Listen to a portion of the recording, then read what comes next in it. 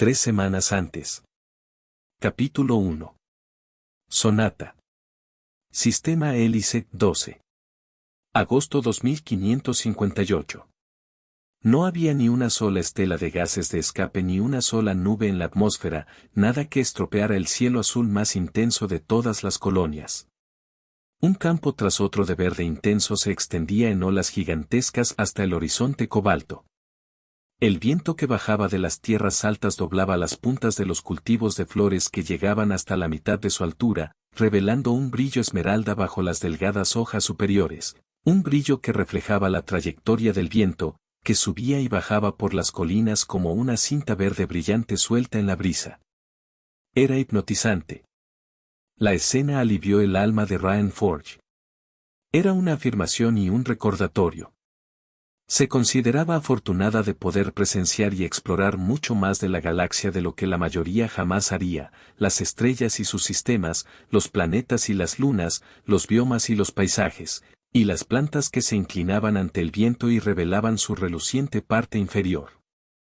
Había sido fácil olvidar su pasión por la exploración y el espacio cuando la mayor parte de su tiempo en el último año lo había pasado huyendo y lamentándose e intentando que no la mataran ni a ella ni a su tripulación. Si el día de hoy se tratara de la exploración y no de la fría y dura verdad. No estaba segura de que era más asombroso, la vista o que su madre hubiera elegido llamar a este lugar su hogar. Line Forge nunca había sido una amante de la naturaleza, nunca le había gustado pasear por el parque local o ensuciarse las manos cuidando las pocas plantas de maceta que el abuelo de Ryan insistía en tener. Sin embargo, aquí estaba, viviendo su vida en el mismo entorno que siempre había evitado. Es cierto que la gente cambia todo el tiempo, pero a Ryan le resultaba difícil asimilar este cambio. El hecho de que su madre hubiera abandonado la Tierra por una comunidad idílica en un planeta de una colonia exterior hizo que Ryan se diera cuenta de que tal vez nunca hubiera conocido a su madre. Ryan se movió en el viejo Eddie D. Mongoose para mirar detrás de ella. Las puertas de la bahía de carga acababan de cerrarse, el as de espadas engranaba sus nuevos y brillantes deflectores y hacía que la nave fuera casi invisible. Ella seguía siendo la misma nave elegante de clase Mariner que siempre había sido, pero también se había renovado muchísimo gracias a una semilla de mejora Forerunner.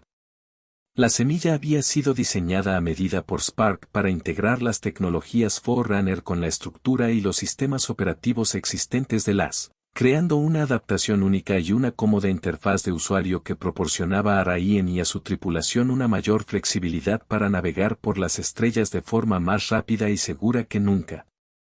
Se habían posado en Sonata al borde de un campo de flores, uno de miles, con una franja de bosque denso a sus espaldas. Hacia el sur, un camino de tierra bordeaba el campo y acabaría conduciendo a la comunidad donde vivía Laine en las afueras. El sur era el camino a seguir, pero Ryan parecía no poder hacer el movimiento del cuadrante. En el espacio, a años luz de casa, era fácil perder la pista de los que quedaban atrás, era fácil que los días y las semanas se convirtieran en meses y años. Cuanto más se ampliaba la brecha, más difícil resultaba alcanzar y reconectar, como si el tiempo creara su propio muro, cada momento que pasaba añadía fuerza a una barrera que ahora parecía imposible de romper. Se había enfrentado a brutes, cabezas de bisagra, hunters y jackals, a paisajes tóxicos, a motines, a la inanición. Había construido una de las operaciones de recuperación más exitosas a lo largo de la vía Cassiline y, sin embargo, parecía no poder reunir el valor necesario para poner el maldito quad en marcha y enfrentarse a su madre. No importaba cómo lo hiciera Ryan, no había forma de evitarlo ni de salir de él, no había excusas lo suficientemente buenas para abortar esta misión en particular. Noticias como la suya merecían ser escuchadas cara a cara. De familia a familia. Al llegar al sistema estelar Hélice 12, ella y Spark habían completado un barrido de la zona y luego una evaluación minuciosa de las defensas orbitales y el conjunto de comunicaciones de Sonata. Era el complemento estándar de una colonia exterior para un mundo agrícola. Además de la población y la belleza prístina, al menos en este lado del planeta, lo realmente valioso aquí era el único producto de exportación de la corporación Florus, el Florus refinado, que proporcionaba a toda la galaxia un edulcorante totalmente natural, bueno para la salud y no basado en la glucosa. Los tallos verdes de Florus habían sido estudiados y sintetizados hacía tiempo, pero esos otros competidores no podían compararse con el auténtico cultivado orgánicamente. Y eso solo ocurría aquí, en el rico suelo rubio de Sonata, donde Florus Corp reinaba de forma suprema. Con defensas estándar o no, ella y Spark habían tenido mucho cuidado con su aproximación a la atmósfera del planeta. Tras huir de la Tierra hace 6 meses con lo que la Oficina de Inteligencia Naval creía que era su activo de alto valor, la organización había sido implacable en su persecución. Rayen no dudaba de que la ONI había rastreado a todos los miembros de su familia y de la tripulación, amigos, clientes, rivales, todos ellos. Cada asociado conocido habría sido entrevistado y sometido a una serie de marcadores neuronales y evaluaciones psicológicas. La vigilancia se habría iniciado durante un tiempo y tal vez siguiera en curso, dependiendo de la relación. Eso es lo que ocurría cuando el miembro más reciente de su tripulación era una mente humana mejorada artificialmente y alojada en un constructo Armiller tecnológicamente avanzado. La ONI lo conocía como 343 Geodis Spark, antiguo monitor de una instalación de Halo. Rayen y la tripulación lo conocían simplemente como Spark, un ser cuyos conocimientos y habilidades eran activos sin parangón que cualquier civilización mataría por tener en sus manos. Ahora, después de 6 meses y de que la polvareda se hubiera asentado, algunas cosas jugaban a su favor. La ONI sabía, basándose en entrevistas e interrogatorios, que Rayen no había visto a su madre en 16 años y que no habían hablado en 12, y no había nada que sugiriera un cambio en el status quo. Las posibilidades de que apareciera aquí eran escasas. Y por muy amplia y de gran alcance que fuera la organización de inteligencia de la UNSC, la ONI sencillamente no tenía suficientes recursos para colocar equipos eficaces que vigilaran a todos los conocidos de Rayen y su tripulación a largo plazo. Y, desde luego, no podían dejar de lado docenas de naves estelares capaces en los vastos terrenos de Rayen con la esperanza de que un día apareciera.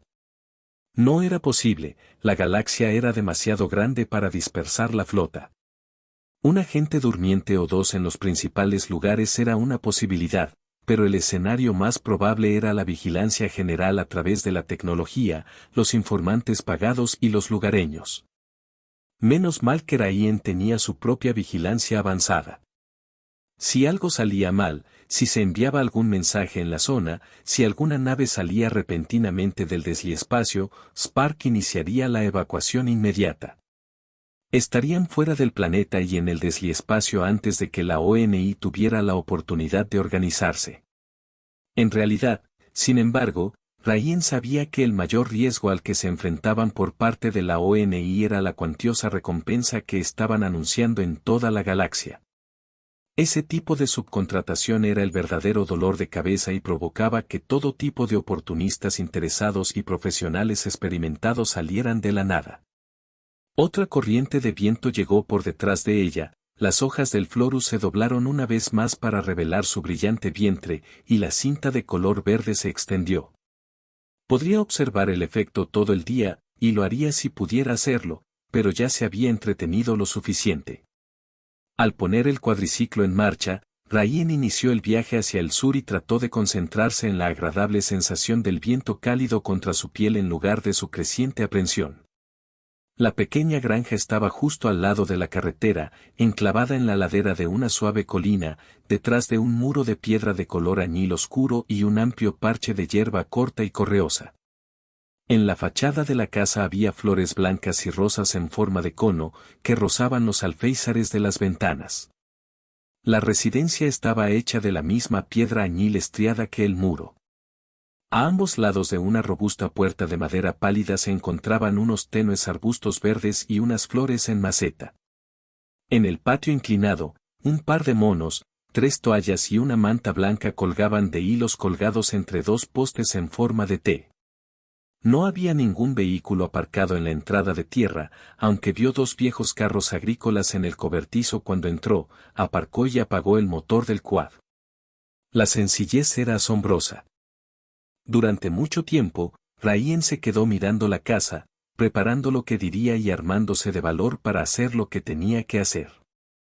John Forge, sargento del Cuerpo de Marines del Comando Espacial de las Naciones Unidas, miembro de la tripulación de la nave de guerra de clase Phoenix Spirit of Fire, hijo, marido, padre, se había ido. Había desaparecido durante mucho tiempo. En las primeras etapas de la guerra del Covenant, el Spirit of Fire había perseguido a un destructor del Covenant en el desliespacio y nunca más se le vio ni se supo de él. Durante los siguientes 26 años, su desaparición siguió siendo un misterio, una espina en el corazón y en el alma de cada uno de los familiares de los 11.000 tripulantes que iban a bordo. Pero el Spirit no se había perdido con todas las manos como la UNSC dijo a las familias años atrás. La tripulación había sobrevivido al viaje a través del desliespacio y había salido por el otro lado a un mundo escudo Forerunner. Uno que albergaba toda una flota de naves de guerra tecnológicamente avanzadas buscadas por el Covenant. Si el enemigo se hubiera hecho con esa antigua flota, habría terminado la guerra antes de que empezara realmente. La humanidad no habría tenido ninguna oportunidad. Si las cosas se habían sentido mal en los últimos 6 meses, y ciertamente lo habían hecho, era porque Ryan tenía poco interés en esta nueva realidad. Al menos, en la realidad anterior, su padre estaba en alguna parte, todavía vivo, todavía existía entre las mismas estrellas y sistemas que ella. Eso la reconfortaba. Mucho más de lo que ella creía. Abandonar la Tierra, correr con los piratas, buscar los restos de una batalla tras otra, comprar su propia nave, convertirse en una respetable capitana de recuperación, lo bueno y lo malo, todo comenzó con John Forge.